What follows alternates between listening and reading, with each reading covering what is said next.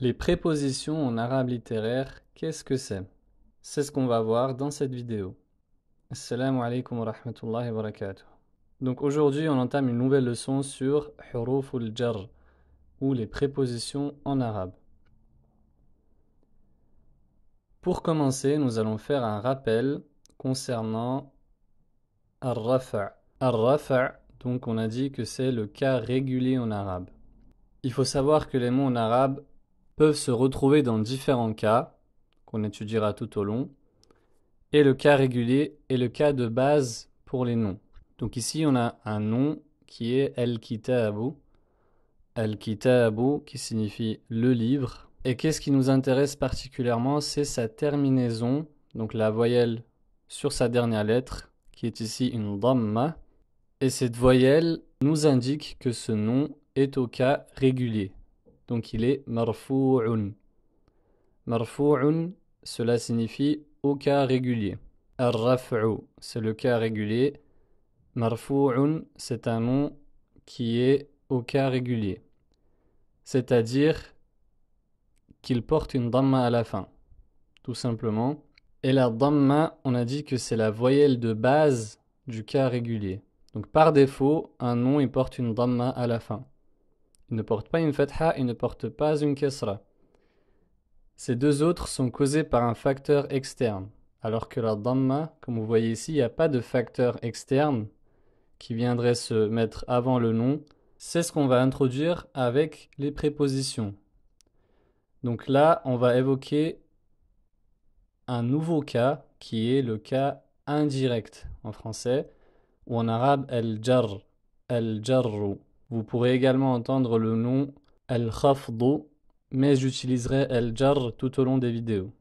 Reprenons le nom al-kitab, qui par défaut porte une dhamma que je n'ai pas représentée ici, mais on sait que si on doit lire ce mot, par défaut on lui mettra une dhamma à la fin, pour les raisons qu'on a évoquées juste ici. Donc al-kitabu. Maintenant, on va lui introduire une préposition fi, par exemple. Donc fi signifie dans en arabe, dans quelque chose, en. Tout dépend du contexte pour la traduction en français.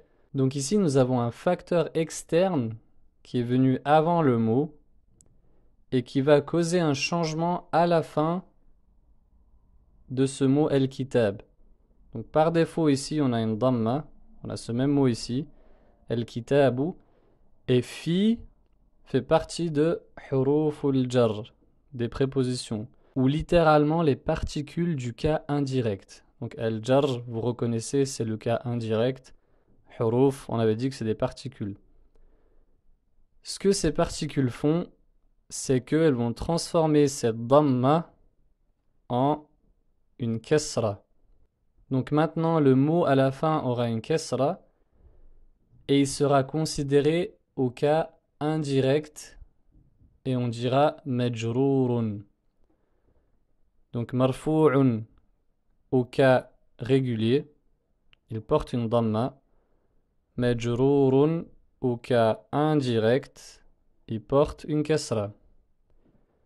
Et la kasra, c'est la voyelle de base du cas indirect. Vous comprendrez plus tard pourquoi on dit voyelle de base, parce que tous les mots n'ont pas forcément une dhamma et une kasra pour ces deux cas. Parfois, ce sera autre chose. Et ici, donc, fi est un facteur externe qui a causé cette kasra. Donc, ce qu'il faut retenir, c'est que la dhamma est la voyelle de base, et elle n'a pas besoin de quelque chose pour la causer, elle est là par défaut, alors que la kasra et la fatha, comme on le verra plus tard, doivent être causées par un facteur externe. On peut prendre l'exemple de l'eau, par exemple, qui a 3 états, et on peut considérer que l'état liquide est l'état régulier, le cas régulier. Donc par défaut, l'eau est liquide, on va dire.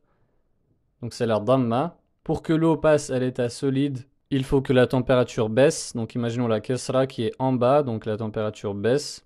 Et pour qu'elle passe à l'état gazeux, donc de la vapeur, il faut que la température monte, donc ce sera la fatha par exemple. C'est une analogie pour un petit peu comprendre le changement des mots à la fin. Donc pour l'eau, l'état liquide, elle n'a besoin de rien, elle est comme ça par défaut, alors que pour l'état solide et gazeux, il y a un facteur externe, donc qui est le changement de température. Et dans le cas grammatical, ce seront des facteurs externes qui vont causer ces changements. Donc ici, il sera impossible avec fi, qui fait partie de huruf ou jar, il sera impossible de mettre une autre voyelle que la kasra. Donc on ne pourra pas dire fil kitabu ou fil kitaba, c'est totalement faux. Et donc pour finir ici, le sens c'est dans le livre. Fi qui signifie dans, al-kitabi, fil kitabi, dans le livre. Voyons maintenant quelques prépositions. Donc il y a une dizaine dans la langue arabe en tout. Mais nous allons commencer par les plus répandus, on va dire. Donc fi qui signifie dans. On a ensuite min qui a le sens de départ, donc de ou depuis en français. Ila qui signifie vers. Et ala qui signifie sur. Et maintenant, nous allons appliquer la règle du cas indirect avec ces 4 prépositions. Donc ici, on va prendre 4 mots qui sont al-kitabu, al-maktabu, al-baytu et al-masjidu, que vous connaissez tous, donc le livre, le bureau, la maison et la mosquée. Et nous allons rajouter devant une de ces prépositions, donc harfu jar. Harf, c'est le singulier de huruf. Donc fi, on va dire, c'est un harfu jarrin ou harful jar, une particule du cas indirect ou une préposition en français. Et nous allons voir un par un ce que ça nous donne au niveau de la terminaison des mots. Donc el kitabu, on va avoir fil kitabi, fil kitabi. Donc la dhamma ici se transforme en kasra obligatoirement. Impossible d'avoir fil kitabu ou fil kitaba. Je ne peux mettre que la kasra, pas autre chose. Pareil, ala, même fonction, ala al-maktabi. Ala al-maktabi, la dhamma se transforme en kasra. Donc encore une fois, on a obligatoirement une kasra et on ne peut pas avoir autre chose. Ensuite, al-baytu, on dira min al-bayti, min al-bayti. La dhamma s'est transformée en kasra. Et ici, vous voyez que je l'ai écrit d'une couleur différente et que min a changé un petit peu. Et ça, j'expliquerai juste après. Et enfin, al-masjidu plus ila, on a il al-masjidi. Il al-masjidi. Donc encore une fois, la dhamma qui se transforme en kasra.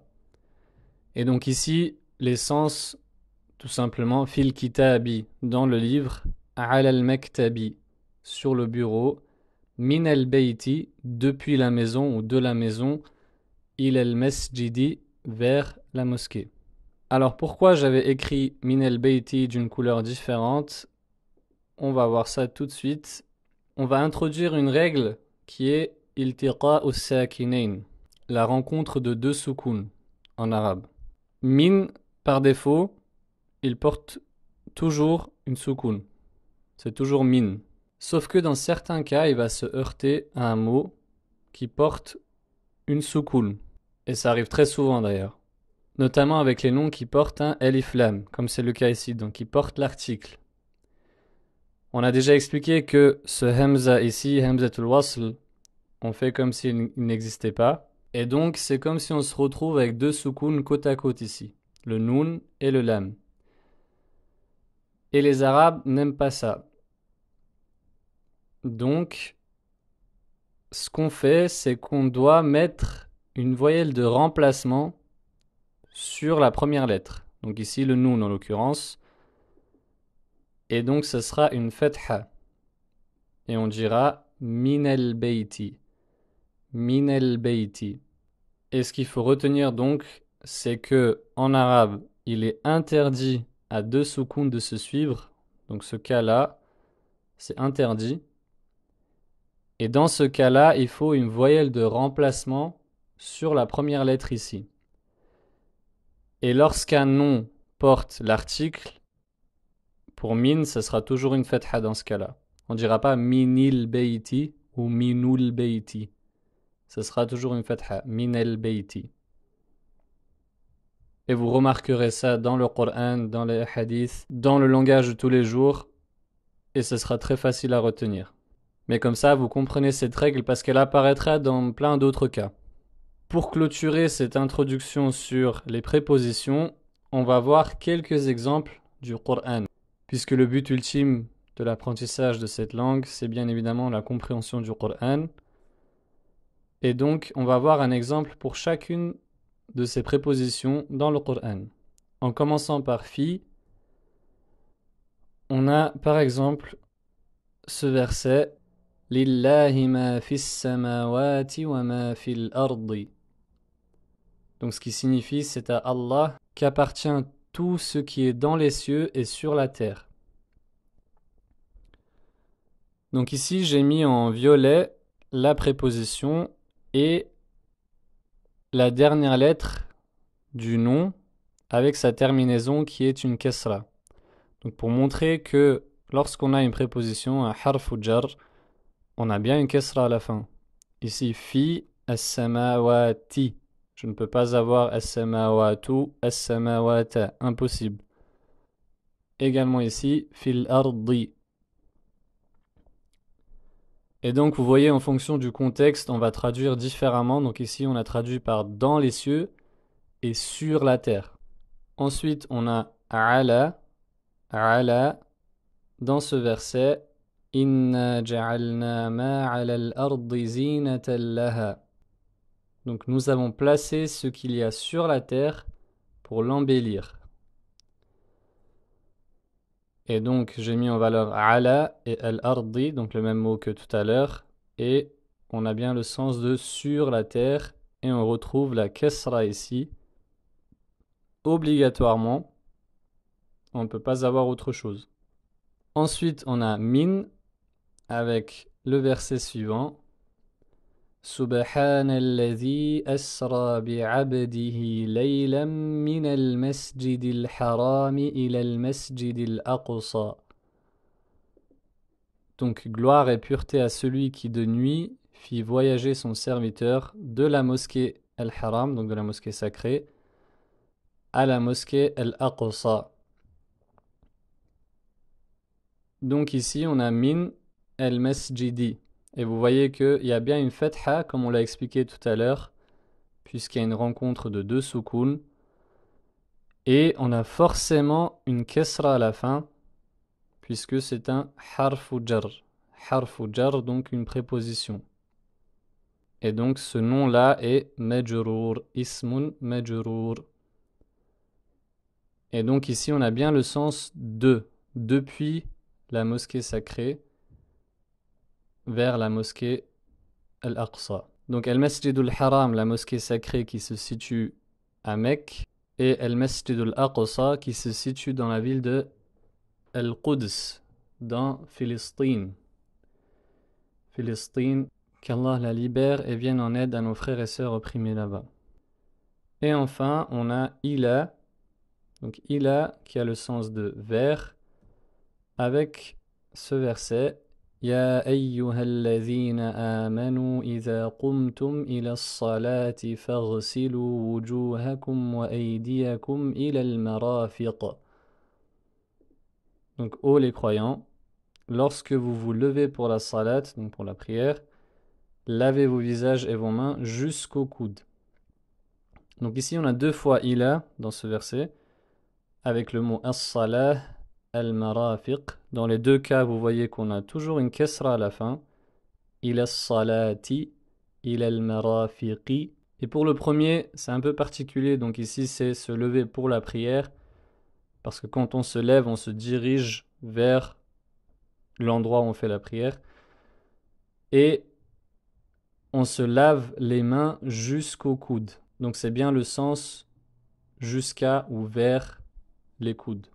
Et donc vous voyez que les traductions qu'on donne sont à titre d'exemple puisque en fonction du contexte ça peut changer.